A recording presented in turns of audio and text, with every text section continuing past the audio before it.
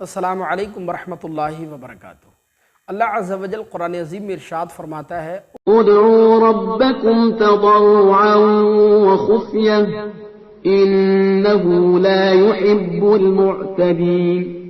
بے شک حد سے بڑھنے والے اللہ کو بالکل پسند نہیں ہیں۔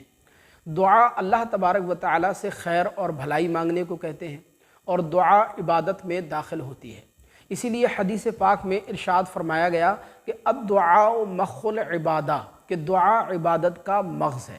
حضرت جابر ابن عبداللہ رضی اللہ تعالی عنہ سے روایت ہے کہ حضور سرور کائنات صلی اللہ علیہ وسلم نے ارشاد فرمایا کہ میں تمہیں کیا ایسی چیز نہ بتاؤں کہ جو تمہیں تمہارے دشمن سے بچائے اور تمہارے رزق کو زیادہ کر دے، تمہارے رزق کو بڑھا دے؟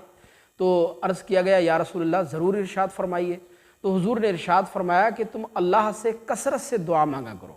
اللہ کی بارگاہ میں گڑ گڑا کر رو کر کثرت کے ساتھ دعا مانگا کرو، اس لیے کہ دعا مومن کا ہتھیار ہوتا ہے۔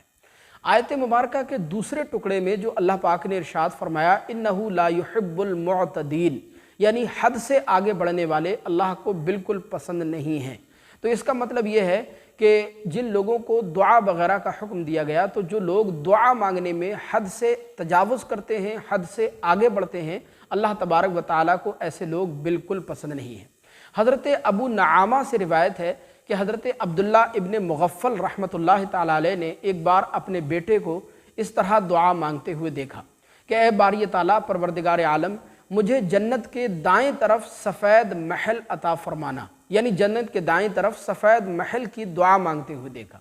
تو حضرت عبداللہ ابن مغفل نے اپنے بیٹے کو منع فرمایا اور کہا کہ بیٹے اس طرح دعا نہیں مانگتے، بلکہ اللہ تبارک و تعالیٰ سے صرف تم جنت کا سوال کیا کرو اور جہنم سے پناہ مانگا کرو، کیونکہ میں نے سرکار مدینہ صلی اللہ علیہ وسلم کو فرماتے ہوئے سنا ہے کہ عنقریب میری امت کے کچھ لوگ وضو کرنے میں اور دعا مانگنے میں حد سے آگے بڑھیں گے، اور جو لوگ حد سے آگے بڑھتے ہیں دعا مانگنے میں، ایسے لوگ اللہ کو بالکل پسند نہیں ہیں۔ لہذا جو چیزیں عادتاً محال ہیں، یعنی عادتاً ہو ہی نہیں سکتی ایسی چیزیں، جیسے پہاڑ کا سونا ہو جانا یا پھر بوڑھے آدمی کا پھر سے جوان ہو جانا، عادتاً یہ چیزیں محال ہیں، عادتاً ایسا نہیں ہوتا ہے۔ حالانکہ اللہ تبارک و تعالیٰ اگر چاہے تو ایسا کر سکتا ہے، اللہ عز و جل تو ہر چیز پر قادر ہے، لیکن عام طور پر عادتاً ایسا نہیں ہوتا ہے کہ پہاڑ سونے کا ہو جائے یا بوڑھا آدمی دوبارہ جوان ہو جائے۔ لہذا جو چیزیں عادتاً محال ہیں، ایسی چیزوں کے بارے میں دعا کرنا سخت ناجائز و حرام ہے۔ اسی طرح جو چیزیں شرعاً محال ہیں، جیسے مخلوقات میں انبیاء اکرام اور فرشتوں کے ما سوا کا معصوم ہونا،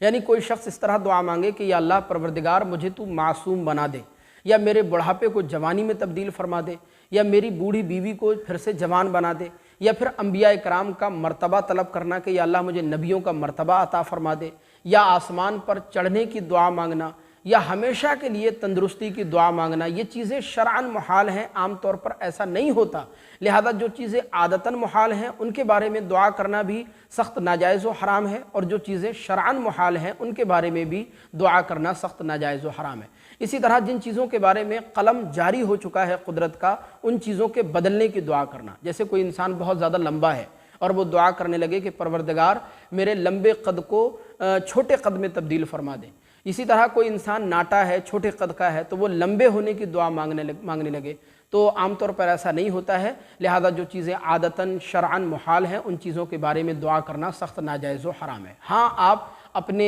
اہل و عیال کے لیے خیر و عافیت کی دعا مانگیں، اپنے کاروبار میں ترقی اور برکت کی دعا مانگیں، اپنی دعاؤں کی قبولیت کی دعا مانگیں، یا پھر اپنے بال بچوں کی کامیابی کے لیے دعا مانگیں، اپنی کامیابی کے لیے دعا مانگیں، گناہوں سے بچنے کی دعا مانگیں، جنت کی دعا مانگیں، دوزخ سے بچنے کی دعا مانگیں، اور اس کے علاوہ جو بھی آپ کی جائز دعائیں ہوں وہ بھی آپ اللہ کی بارگاہ میں کر سکتے ہیں، مانگ سکتے ہیں۔ یقیناً اللہ تبارک و تعالیٰ دعا قبول فرمانے والا اور ہم پر اور آپ پر رحم فرمانے والا ہے۔ لیکن جو چیزیں عادتاً ہو نہیں سکتی یا شرعاً محال ہیں، ایسی چیزوں کے بارے میں دعا کرنا کسی بھی شخص کے لیے جائز نہیں ہوگا، اور اگر کوئی شخص ایسی چیزوں کے بارے میں دعا کرتا ہے تو وہ سخت ناجائز و حرام کرتا ہے، وہ سخت گناہگار ہوتا ہے۔ مجھے امید ہے کہ یہ مسئلہ آپ کو اچھی طرح سمجھ آیا ہوگا۔ آپ سے گزارش ہے اس کلپ کو آگے لازمی شیئر کیجیے گا تاکہ دوسرے لوگ بھی اس مسئلے کو اچھی طرح سمجھ سکیں۔ السلام علیکم ورحمۃ اللہ وبرکاتہ۔